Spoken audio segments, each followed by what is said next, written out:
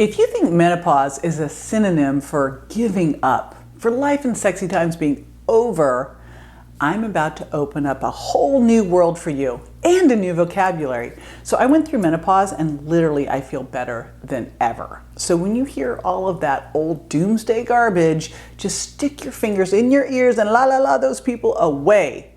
This is not your grandmother's menopause.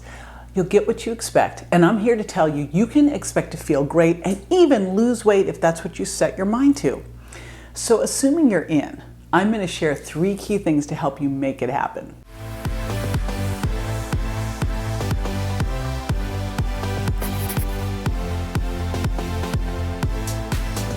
Hey, it's JJ. Now make sure you don't miss out on videos like this that help you get and stay healthy. Just like and subscribe to keep them coming. So let's chat about menopause, because I can really help if you're struggling, and I don't want you to struggle. No one should be struggling. So first, a quick primer. Now most women hit menopause between the age of 40 and 58, but the average is 51. And if you've already experienced it, I'm sure it came with a certain amount of dread. We've been led to believe that this is going to be the time in our life when our metabolism grinds to a halt, we pack on pounds like a sumo wrestler, and we want to sleep all day. I think we're supposed to be grumpy too. Now, right out of the gate, I need to disavow you of the belief that your metabolism hits a brick wall as soon as you have your last period. New research shows that your metabolism does take a little dip as you get older, but that doesn't actually happen until you hit about 60. So if you're not there yet, I'm going to help you prepare for it. And even better, that study showed that menopause had little effect on metabolism, if at all. So then why does it seem like it does for so many people? I think it's because most people don't pay any attention to the 3 things that can help them navigate the hormonal changes that come with menopause. And you can navigate them. So here they are, and we're going to go through each one. Number 1 is focus on muscle.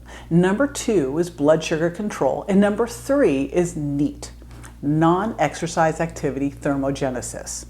Now, once you're through menopause, at least you know what you're dealing with. Your hormones are no longer a moving target like they are when you're in the middle of it. That's when you're at risk of becoming a menopause meme, let's be honest. So let's get into these 3 things that will lessen the impact postmenopausal life has on your physical and mental health. So number 1, focus on building more muscle. Adding muscle will do all kinds of things to mitigate some of the changes you're experiencing, courtesy of the change. And by the way, you may notice that building muscle is one of my recommendations no matter what stage of life you're in. It's that huge, but I digress.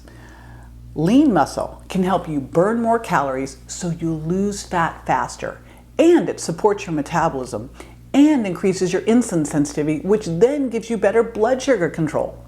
Muscle also makes your frame sturdier and protects your bones from injury, which gets more and more important as we age. And it improves your health in general by increasing your fitness and stamina. When you add lean body mass, muscle, it helps improve your body composition, meaning how much fat versus how much lean body mass you have. More muscle than fat makes you more metabolically healthy. Now, if you focus on that, on getting and staying metabolically healthy, you're going to actually lose fat faster. So if weight loss is a goal, then focus on adding muscle first. Now, if you're carrying extra weight, especially around your waist, weight loss needs to be a goal, right? Belly fat, or really your waist circumference, is one of the hallmarks of metabolic syndrome. And metabolic syndrome is a precursor to full-blown heart disease, diabetes, and strokes. The other markers for measurements here are your blood sugar, your triglycerides, your HDL cholesterol, and blood pressure. Now, if they're high, you've got metabolic syndrome.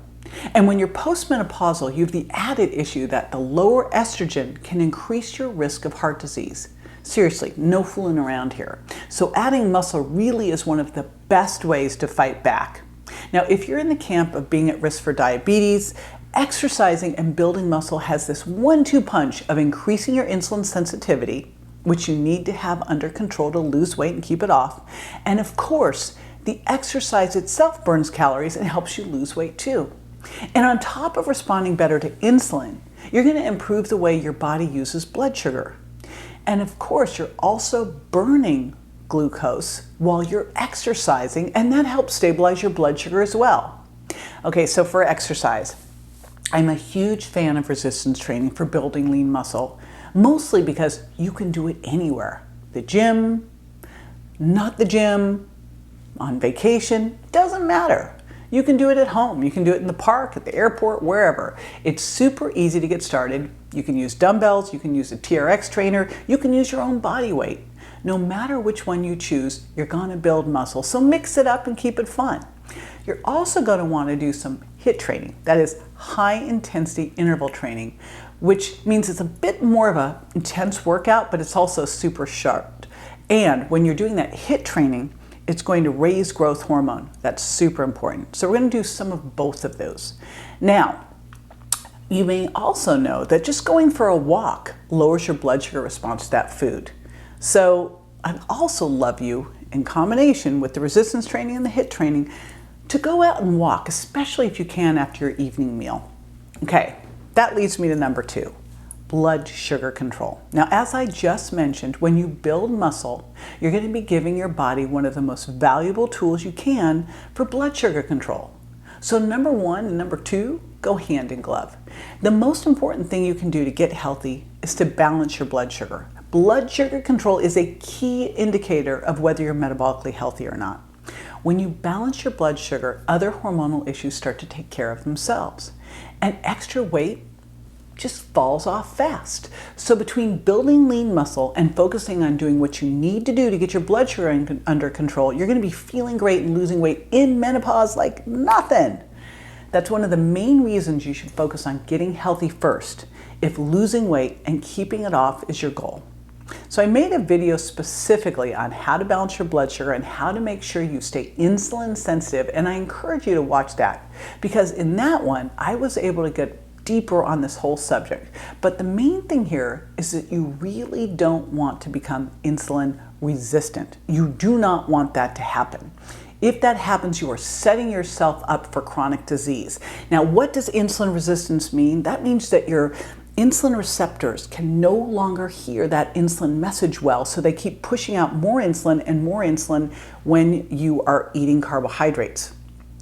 And pretty soon, at some point, they can't hear it anymore, and that's when you become diabetic. But all along the way, this is creating a lot of inflammation, and it's basically locking the doors to the fat cells so you cannot burn stored fat for fuel. So we want to make sure that you are getting insulin sensitive, and one of the great ways to do that is get that lean muscle on. Now, another way that building muscle and blood sugar control go together is that when you exercise to add muscle, that exercise helps you fight stress too. And stress has a huge impact on blood sugar control. And even finding just one thing that helps you handle stress can be so important. It can be a total game changer. So figure out something that you can do to help you lower your stress hormones. Now, it could be a movie, it could be a bath, it could be hanging out with your dog. For me, it's become meditation, which is something that I've gotten really into over the past year. And what's crazy about that is over that time, without changing anything else, I lose 5 pounds by meditating, sitting still. What? Well, here's why. Meditation lowers your stress hormones. If your stress hormones are elevated, they shoot up your blood sugar. Blood sugar up shoots up insulin and creates insulin resistance and inflammation. And of course, then you lock the doors to the fat cells so you cannot burn stored fat for fuel. And that cortisol that's up makes you store more fat around your waist. Insulin does the same thing. So you can see how lowering your stress can have such a huge impact on both your blood sugar and your body composition. Now, another way to lower your blood sugar is to get some really good deep sleep. Did you know that just one poor night of sleep can make you more insulin resistant? I mean, one night of 5 to 6 hours of sleep. And you know when you're tired, you're cranky, you're hangry, right? I mean, everything just starts to go sideways. When you're not sleeping well, you're just set up for bad choices. So getting quality sleep every single night is mission critical for stabilizing your blood sugar. Now, to sleep better, I went into super depth in one of my videos with so many suggestions and great tips. But here's a few that might help. Wake up and go to bed at the same time. Make your bedroom cool and dark, right? And cool, I mean, I'm talking cold, like between 65 and 68 degrees. And when you go to sleep, I want it pitch black. And if you can't get it pitch black, then you want to wear an eye mask. And before bed, take a nice long hot Epsom salt bath. Take shut off all of your tech, wear those blue blocker glasses, and then also like cut the caffeine midday, right? And cut down on alcohol. And take my sleep candy. All right, and again, I go deeper in my sleep video, but those are some you can get started on right away. Now, of course, for blood sugar control, you gotta focus on your diet too. But it's not just what you eat that matters. It also matters when you eat, and timing is really important. So I highly recommend you give intermittent fasting a try. When you do a fast, you give your body a break from dealing with sugar and allow it to rest, and that improves insulin sensitivity. A few other things that you can do: eat by my sugar impact plate. That's gonna help you up your fiber. And you want to have that fiber because fiber is going to help you not have those blood sugar spikes, right? It's going to give you a nice, slow, steady release of sugar into your system rather than a spike or a main line. Fiber also helps keep you fuller longer so you're not hungry. And of course, fiber helps feed your gut microbiome. Now, if you got a sweet tooth or sugar cravings, first of all, check out my book, Sugar Impact Diet. I wrote it just for you, but here's a little hack you can do. Use a little lemon juice or apple cider vinegar, throw it on your salad, throw it in your water. It's great. One of the things that happens with lemon juice is the sour can take your sweet tooth away, and it also lowers the blood sugar response to the meal. Apple cider vinegar can also do that, but also apple cider vinegar can help you become more insulin sensitive. And then cinnamon. Cinnamon also helps lower insulin resistance and helps with blood sugar and good glucose tolerance. Cinnamon. So add some cinnamon to your coffee, put some cinnamon in your smoothie, maybe put it with an apple and a little nut butter. You know, this is not one that's a hardship, right? And then there's also some supplements that can help with blood sugar. Vitamin D is a huge one. If you're vitamin D deficient, it will set you up for insulin resistance. So it's super important to optimize your vitamin D. You want to do that by looking at 25 hydroxy vitamin D, and you want to be between 50 and 80 NGs per ml. And what you want to look at is taking a good vitamin D with K formula. And then the other one I love is berberine. Berberine is amazing for helping you become more insulin sensitive. Now, if you're taking metformin or other diabetes medications, make sure you work with your doctor on this because these things work and you might not need those medications as much anymore, if at all. How cool is that? All right, let's talk number 3 now. Now, the third way to feel great and lose weight after menopause, it's super neat. Ha ha ha. It's NEAT, meaning non-exercise activity thermogenesis. So this is a super simple way to hack your metabolism and burn fat and maybe even live longer. So people who live in places called the blue zones, they have the longest average lifespan and they're living longer, healthier. So it's really, they have the longest health span. So there are 5 different places around the world that have pretty much the same lifestyle habits. And there's one thing that they do that's like just a complete no-brainer that everyone can do, including you. Okay, this is what it is. They move more, they stay active. That is it. And that's the A in NEAT. The A is for activity. Not like going to the gym. That just means you're moving more throughout the day. You know, you park further away, you go up and down the stairs a bunch, right? This is non-exercise activity thermogenesis. So they do little things that keep them moving. They fidget, they take the stairs, they walk up hills. Nothing difficult. And they just keep moving. And this is a great reminder that activity shouldn't really just be about the calorie burn or the pounds you want to drop, but it's more about the value for your overall health.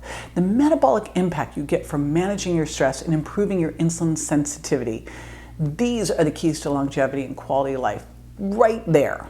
And so for NEAT, It should represent about 15% of your total energy expenditure every day. And that's more than what you're going to do if you exercise, by the way. Now, I'm not saying don't exercise. I want you doing both, but I want you really starting to look, can I stand instead of sit? Can I take the stairs? Can I park farther away? Maybe I should get a dog, so I have to walk the dog. So NEAT can be a game changer, and it is the game changer in the blue zone. So let's steal that little hack. So think about all of the little things that you can do to move more every single day, right? And there's so many of them. And again, the one I recommend the most, get yourself a needy dog like Daisy, who's going to look at you with those eyes and go, walk me, and you will not be able to turn him down. That's the best one. How you activate your NEAT is up to you, but make sure you do it because it is so worth it. It is just like a little simple change that will make a huge difference in your health and how you look and feel. And finally, just a quick bonus. You know I always like to recommend supplements if they can help you. And since this is about feeling great and losing weight after menopause, you may want to add supplements from my personal menopause formula. DIM, that helps you detoxify estrogens, CoQ10, great for your heart and energy, and Annatto EGG. And again, DIM's going to really be important here for that estrogen balance. CoQ10 is so great for your heart. Annatto EGG is both your heart and your brain can help protect it. And also, super cool, it can help with having healthy bones and hot flashes. I mean, so it's like the perfect thing for menopause and beyond. All right, there you go. If you enjoyed this video, please let me know by hitting like and subscribing to stay connected and get more just like this. I'll see you soon.